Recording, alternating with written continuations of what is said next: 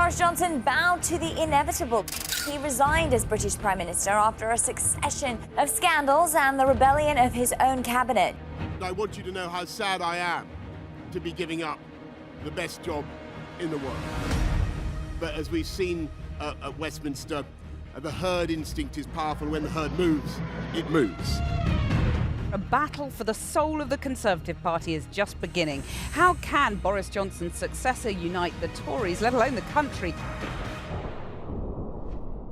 Hello and welcome to the Nexus. Ever since the UK's Prime Minister Boris Johnson resigned as leader of the Conservative Party last week, all the talk, at least around here, has been about who will replace him.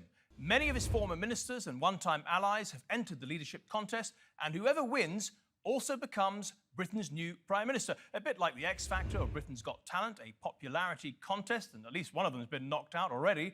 Only Conservative Party members, though, get a vote. The whole process is expected to take a couple of months, and then, on September the 5th, that is it, Boris is out.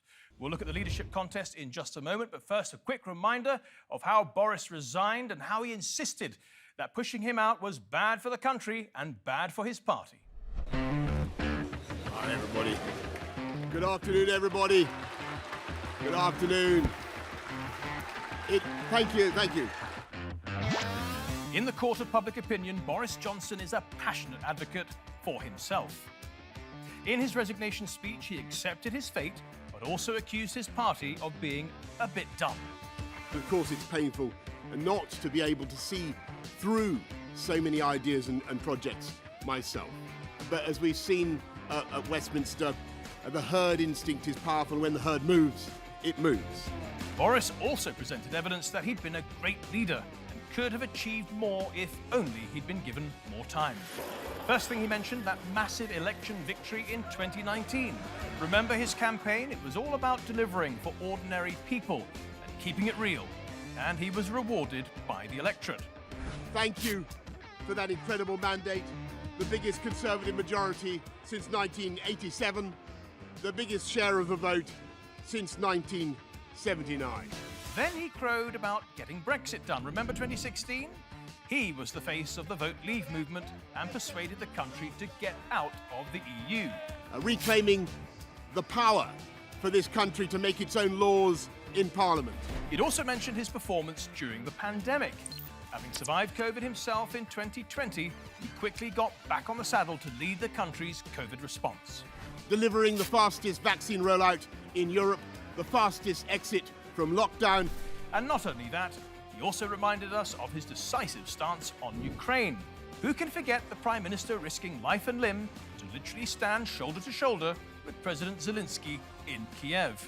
And in the last few months, leading the West in standing up to Putin's aggression in Ukraine. And finally, the Prime Minister mentioned his levelling up policy, his grand idea to give more people better opportunities all over the country. Time to break out the work clothes again, but it was all worth it. Because if I have one insight into human beings, it is that genius and talent and enthusiasm and imagination are evenly distributed throughout the population, but opportunity is not. And that's why we must keep levelling up, keep unleashing the potential of every part of the United Kingdom. Well, we've heard the case for Boris Johnson, and some of you may find it quite compelling. But of course, he's left out all the scandals and lies that have plagued his premiership almost from day one. So now, let's hear the case against Boris.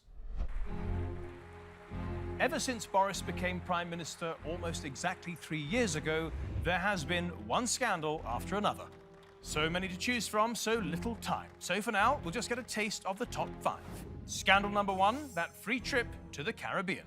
Less than 6 months into the job, Boris was found by Independent Parliamentary Standards Commissioner Catherine Stone to have breached the House of Commons code for failing to disclose details of who paid for his holiday in Mustique.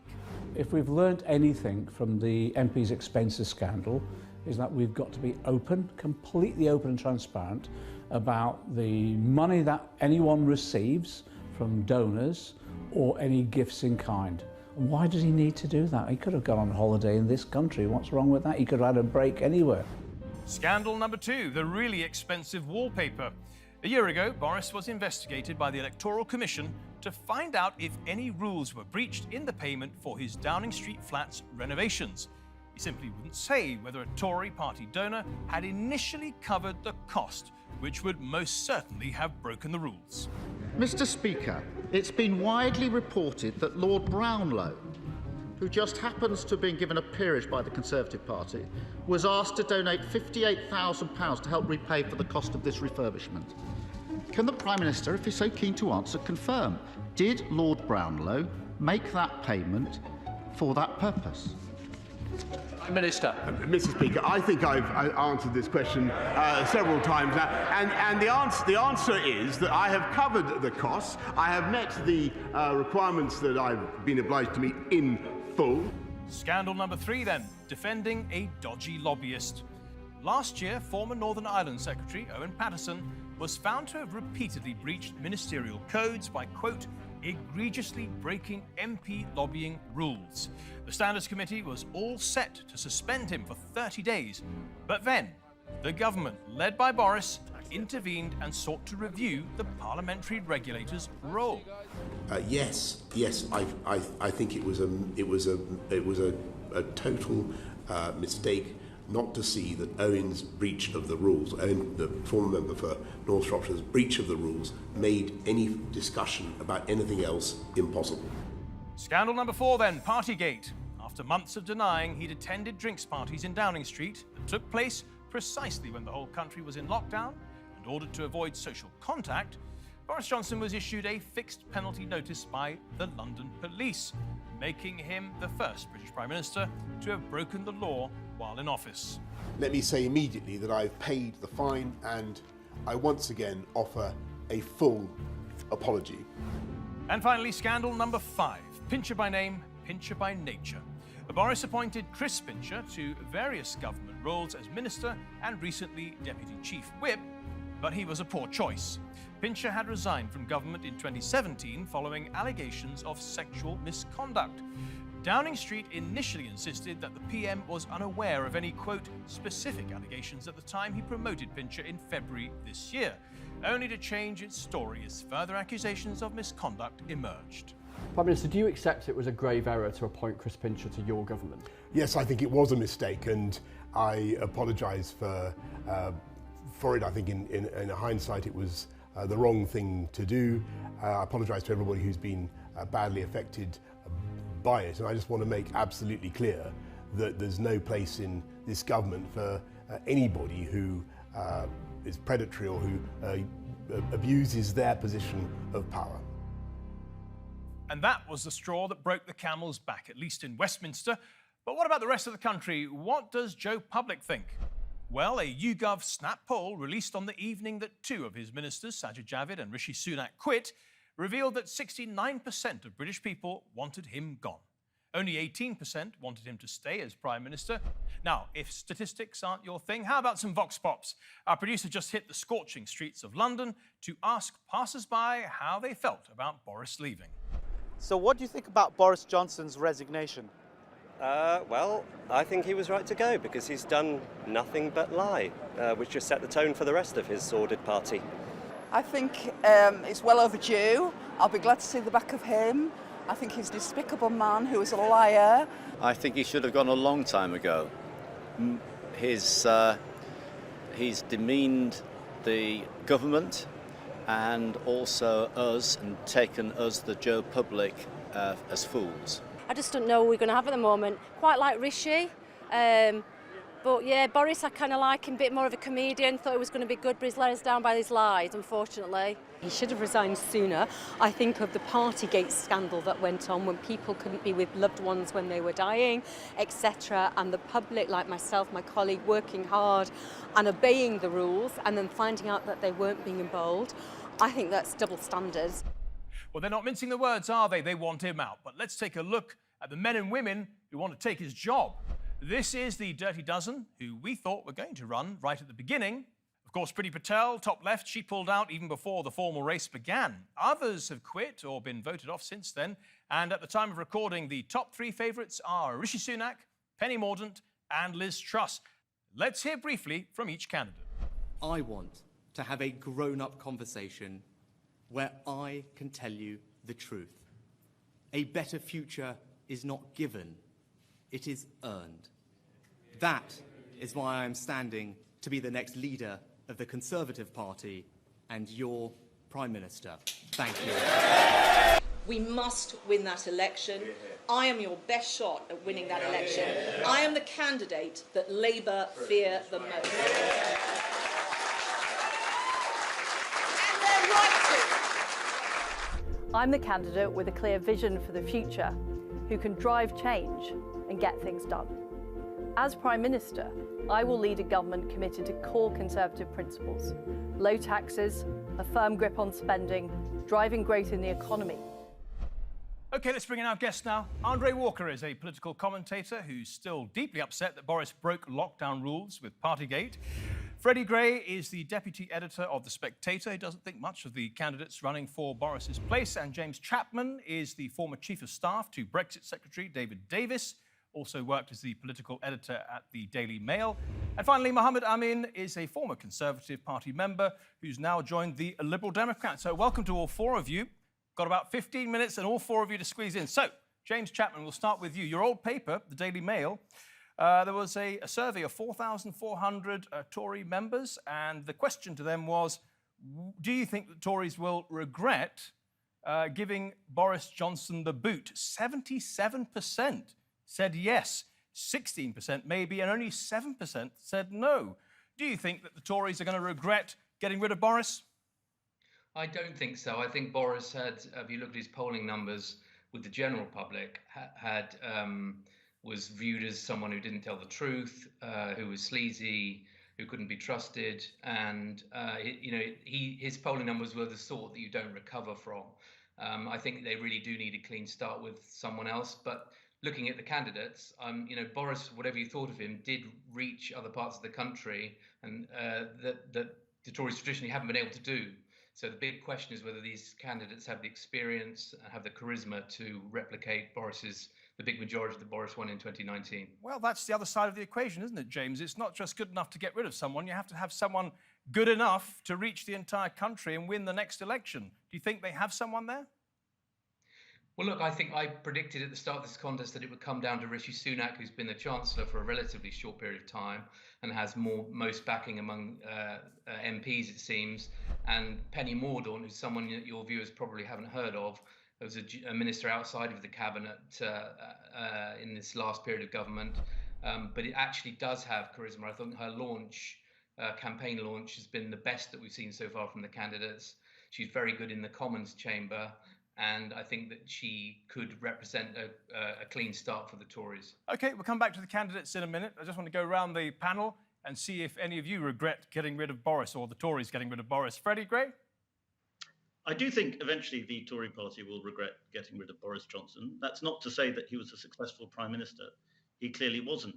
But if you look at the sort of mediocre or the mediocrity of the candidates that are coming up now, I think you see that he was a superior politician. He'd be much better in any election than any of them. And it's actually to his detriment. It's partly Boris Johnson's fault that he never really allowed talent to develop in his government because of his style of government, which sort of oriented around him. And, Rishi Sunak is probably the most talented politician in a way, but he comes with grave problems. And the main problem with him is that he was Chancellor in a very unsuccessful period for the British economy. That's not all his fault. It's partly to do with the pandemic. Freddie, you mentioned that Boris is a good politician.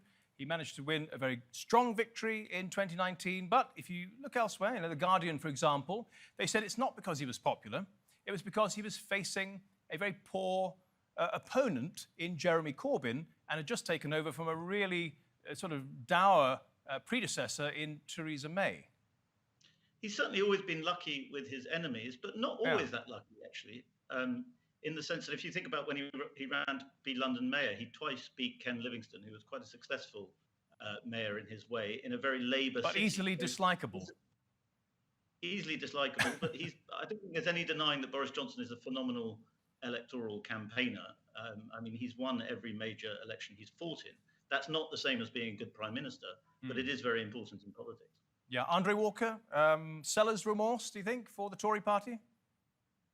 Well, I mean, it's a really difficult question, isn't it? Because Boris behaved really badly over the lockdowns with Partygate, and people were so drunk in Downing Street they were vomiting in the corridors. But at the end of the day, at least he was a hypocrite. Most other people were genuine believers in what was effectively a perpetual lockdown. We've spent £6,000 for every man, woman and child in Britain on our lockdown response. And I think a lot of politicians wanted to make it significantly worse. My own view, by the way, about Boris, and I'm a member of the Conservative Party. I went to Windsor Conservative Association, and they were absolutely furious with Boris simply because of the level of dishonesty. And I think that's true right across the home counties and southern England.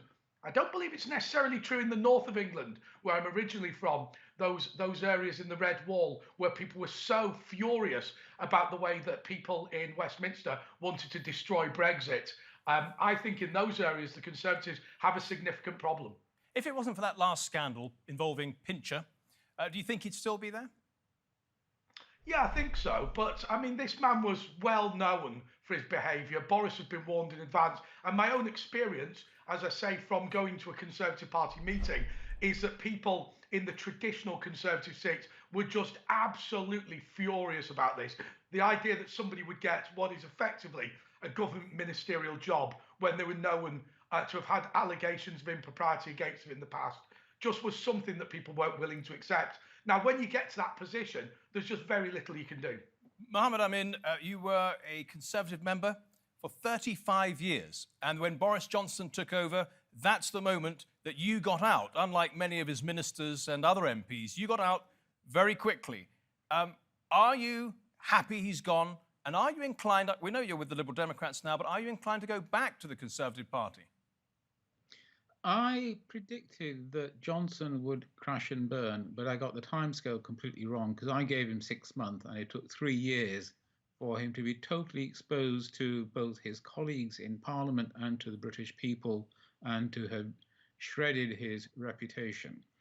In terms of going back to the Conservative Party, my concern is that he has actually corrupted the Conservative Party itself. The people who stood by him, who were happy to repeat statements that he wanted them to put out, knowing that they were not true. The Conservative Party today is nothing like the Conservative Party that I joined, and I'm happy to be a Liberal Democrat. And does that mean that all the people who have put themselves forward as candidates are also corrupted or tainted by association? Except for Tom Tugendhat. Tom Tugendhat stayed completely outside the government. He did not want to serve under Mr. Johnson. And if the Conservative Party valued integrity, they would choose him, but they won't. Jame Chapman, for our international audience, the next leader of the Conservative Party will also become the next Prime Minister. Only 200,000 members, perhaps, will decide, and that's if all of them vote, will decide who is going to be the next Prime Minister of this entire country. Do you think that that is unfair and undemocratic? I think it's rather less than 200,000 these days. The Tory party doesn't give out its membership numbers, but I think they're more like 100,000 nowadays.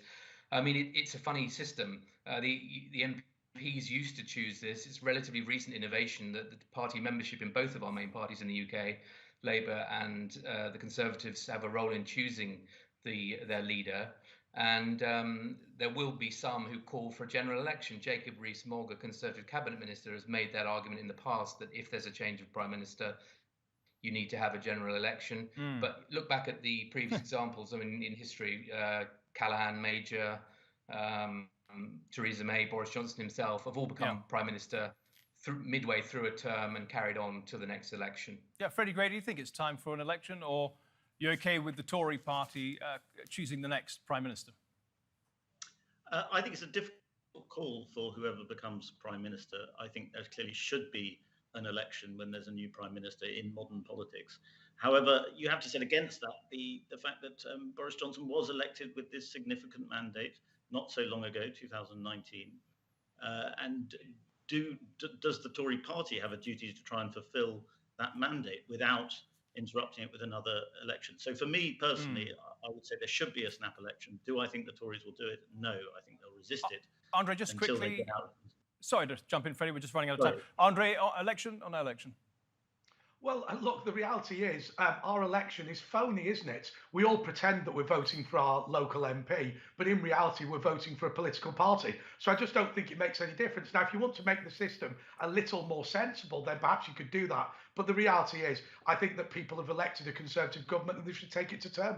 You think there's any chance he'll be pushed out, Andre, before September the 5th? I mean, there's various scandals bubbling along. Perhaps most recently, what's happening with the ex-KGB spy Lebedev. And there was a meeting between Boris Johnson and Lebedev without officials, and that's come to the fore recently. Well, look, I mean, this is not for today, but the British government has had a policy under various parties to engage with Russians, oligarchs, who they knew to be criminals in their own country. That is a major problem. But look, I just don't think there's any appetite to get rid of Boris. I don't think there's much of an appetite. I shouldn't say there isn't any appetite. But the reality is, I think potentially Dominic Raab going in doesn't make a huge difference. I've heard some people talk about putting Theresa May back for a bit. I mean, if that doesn't fill you with horror, nothing will.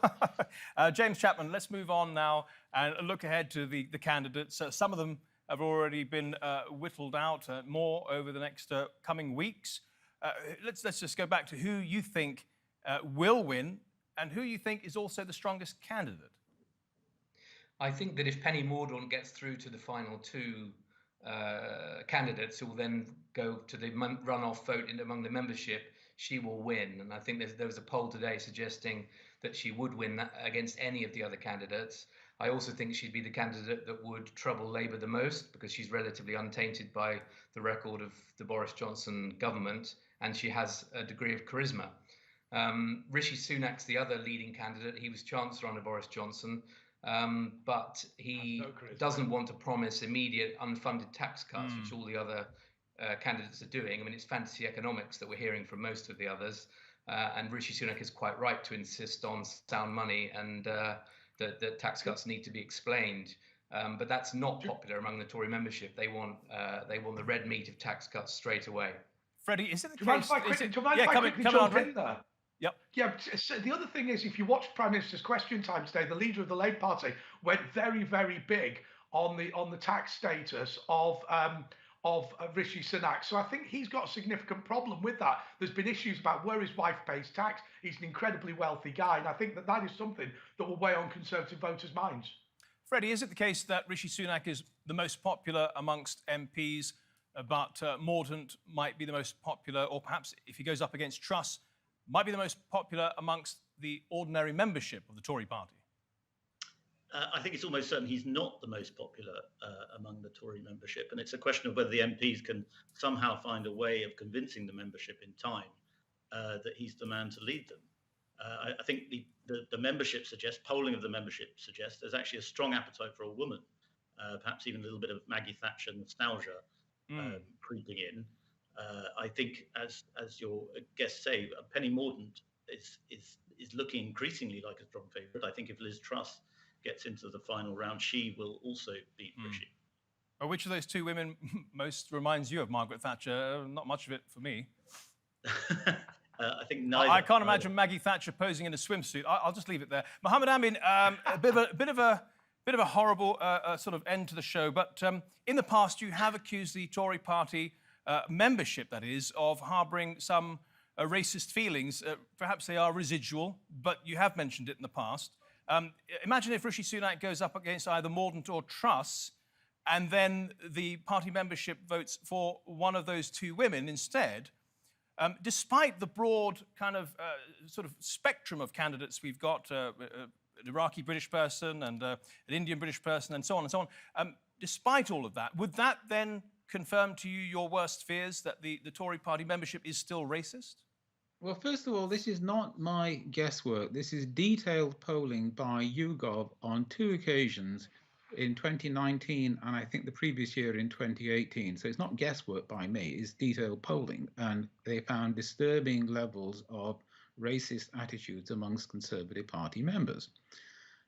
On the other hand, if you look at Rishi Sunak's constituency, Richmond, he was selected as the candidate by an almost all-white party membership in Richmond to be their candidate in 2015. So it's not all a single sort of one-sided story. But I do believe that racism will be a factor if Rishi Sunak is in the final two against a white person. Quick rebuttal from Andre Walker, come in.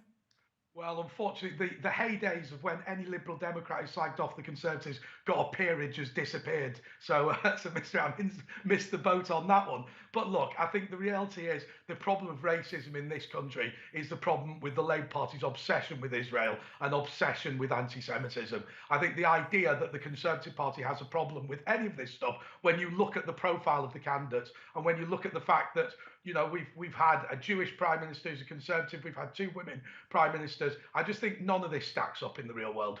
Andre Walker, Freddie Gray, James Chapman and Mohammed Amin, thank you all very much for your contributions to The Nexus today. And thank you at home and on your phones for watching. Remember, if you want to see this episode or any of our previous episodes, do go to our channel on YouTube. Just type in Nexus, TRT World. Till next week then, goodbye.